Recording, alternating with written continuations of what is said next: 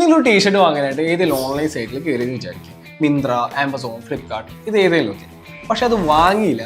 But പിറ്റേ ദിവസം തൊട്ട് തന്നെ ഇൻസ്റ്റഗ്രാമിൽ ഇത് സെയിം ടീഷർട്ട് തന്നെ നിങ്ങൾക്ക് കാണാൻ പറ്റും അഡ്വർടൈസ്മെന്റ് ആയിട്ട്. ചില സമയത്ത് ഇതേ സെയിം ടീഷർട്ട് വില കുറഞ്ഞിട്ടായിരിക്കും നിങ്ങൾക്ക് കാണാൻ പറ്റുക. എപ്പോഴും വിചാരിച്ചിട്ടുണ്ടോ ഇതെന്താ നമ്മൾ ട്രാക്ക് ചെയ്യാണോ എന്നുള്ളത്? ശരിക്കും ഇത് റീടാർഗറ്റിംഗ് ആണ് ഗൈസ്. ഇത് ഡിജിറ്റൽ മാർക്കറ്റിംഗിൽ വൺ ഓഫ് ദി ഇമ്പോർട്ടൻറ്റ് പാർട്ടാണ്. സോ ഗൈസ്, ഇന്നത്തെ നമ്മളെ വീഡിയോയിൽ ഡിജിറ്റൽ മാർക്കറ്റിംഗിനെ കുറിച്ചിട്ട് വളരെ ഡീപ്പായിട്ട് നമുക്ക് നോക്കാം. What is digital marketing? What are the main branches of digital marketing? Who can learn digital marketing? And finally, what are the opportunities of digital marketing? So what is digital marketing? നമുക്കിതിനെ രണ്ടായിട്ട് തിരിക്കാം: traditional marketing and digital marketing.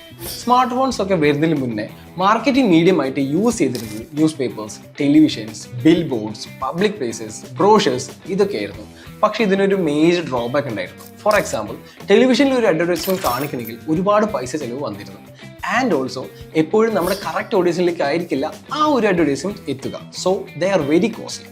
അതേസമയം when it comes to digital marketing, ഒരു computer അല്ലെങ്കിൽ ഒരു smart ഫോണും internet കണക്ഷനും ഉണ്ടെങ്കിൽ ലോകത്തിലെ ഏത് കോണിലും ബിസിനസ് മാർക്കറ്റ് ചെയ്യാൻ ഡിജിറ്റൽ മാർക്കറ്റിംഗിനെ കൊണ്ട് നമുക്ക് സാധിക്കും. നിങ്ങളൊന്ന് ആലോചിച്ച് നോക്കിയേ, നമ്മൾ തന്നെ എത്രത്തോളം സമയമാണ് ഇൻസ്റ്റഗ്രാം അല്ലെങ്കിൽ മറ്റു പല സോഷ്യൽ മീഡിയ ആപ്ലിക്കേഷൻസ് ഒക്കെ ചെലവഴിക്കാറുള്ളത്. സോ ഇത്രയും ആൾക്കാർ ഇത്രയും സമയം ചെലവഴിക്കുന്ന സ്ഥലത്തേക്ക് നമ്മുടെ മാർക്കറ്റിംഗ് മെറ്റീരിയൽസ് വളരെ കുറഞ്ഞ കോസ്റ്റിൽ എത്തിക്കാൻ പറ്റിയാലോ? So that is the power of digital marketing. As per the reports, ഇന്ത്യയിലെ ഇൻസ്റ്റഗ്രാം ഡെയിലി യൂസ് ചെയ്യുന്നവരെണ്ണം 400 മില്യൺ പ്ലസ് ആണ്. സോ ഇപ്പൊ നമ്മൾ ഡിജിറ്റൽ മാർക്കറ്റിംഗ് എന്താണെന്ന് വളരെ കൃത്യമായിട്ട് മനസ്സിലാക്കി. ഇനി നമുക്ക് ഡിജിറ്റൽ മാർക്കറ്റിംഗിന്റെ കുറച്ച് മെയിൻ ബ്രാഞ്ചസ് എന്താണെന്ന് പരിചയപ്പെടാം. First one is SEO, search engine optimisation. For example, നിങ്ങൾ ഗൂഗിളിൽ പോയിട്ട് ബെസ്റ്റ് റെസ്റ്റോറൻറ്റ്സ് നിയർ മീ എന്ന് സെർച്ച് ചെയ്തു.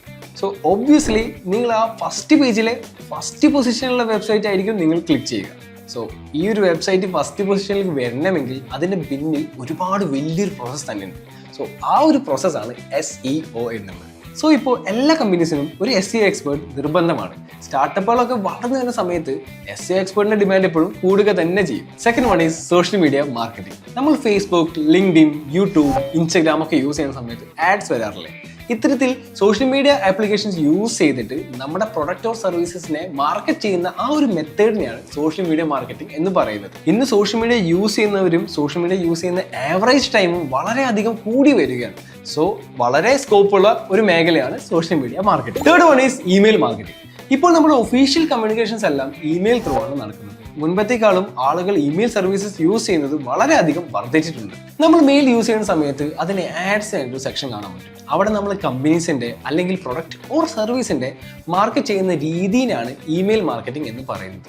മെയിൽ ചിം ആണ് ഏറ്റവും കൂടുതൽ യൂസേഴ്സ് യൂസ് ചെയ്യുന്ന email marketing tool. Fourth one is Google ads. നിങ്ങൾ ഗൂഗിളിൽ പോയിട്ട് എന്തെങ്കിലും സെർച്ച് ചെയ്യുന്ന സമയത്ത് സ്പോൺസേർഡ് ആഡ്സ് എന്ന് കാണിക്കാറില്ലേ ചില വെബ്സൈറ്റിനൊക്കെ? ഇത് ഗൂഗിൾ ആഡ്സ് ത്രൂ ആണ് നടക്കുന്നത്. അതേപോലെ തന്നെ യൂട്യൂബിൽ എന്തെങ്കിലും വീഡിയോ കാണുന്നതിൽ ഇടയിൽ ആഡ്സ് വരാറില്ലേ? ഇതും ഗൂഗിൾ ആഡ്സ് ത്രൂ ആണ് നടക്കുന്നത്. ചുരുക്കി പറഞ്ഞു കഴിഞ്ഞാൽ ഗൂഗിളിന്റെ സർവീസ് ത്രൂ നമ്മുടെ പ്രൊഡക്റ്റ് ഓർ സർവീസിനെ മാർക്കറ്റ് ചെയ്യുന്ന മെത്തേഡിനെയാണ് ഗൂഗിൾ ആഡ്സ് എന്ന് പറയുന്നത്. ഇനി who can learn digital marketing എന്ന് നമുക്ക് നോക്കാം. മെയിൻലി ഡിഗ്രി കഴിഞ്ഞ ശേഷമാണ് ഈ കോഴ്സ് പ്രിഫർ ചെയ്യാറുള്ളത്. +2 കഴിഞ്ഞിട്ടും സെലക്ട് ചെയ്യുന്നവരുണ്ട്. ആക്ച്വലി ഏജോ ക്വാളിഫിക്കേഷനോ ബേസ്ഡ് ആയിട്ടുള്ള കോഴ്സ് അല്ല ഇത്.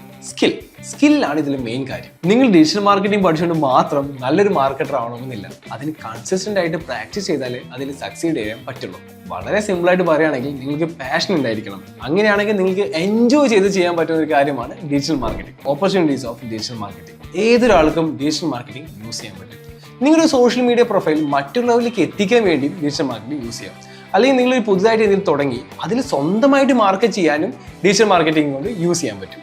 ആസ് പെർ ദ റിപ്പോർട്ട്സ്, ഇന്ത്യയിൽ ഒരു ഫ്രഷർ ഡിജിറ്റൽ മാർക്കറ്ററിന് 3 to 4 LPA വരെ സാലറി കിട്ടുന്നുണ്ട്. പിന്നെ ഇന്ന് സ്റ്റാർട്ട് ചെയ്യുന്ന ഒരുവിധ എല്ലാ കമ്പനീസും ഡിജിറ്റൽ മാർക്കറ്റിംഗ് യൂസ് ചെയ്യുന്നതുകൊണ്ട് അതിന്റെ സ്കോപ്പും വളരെ ഹൈ ആണ്.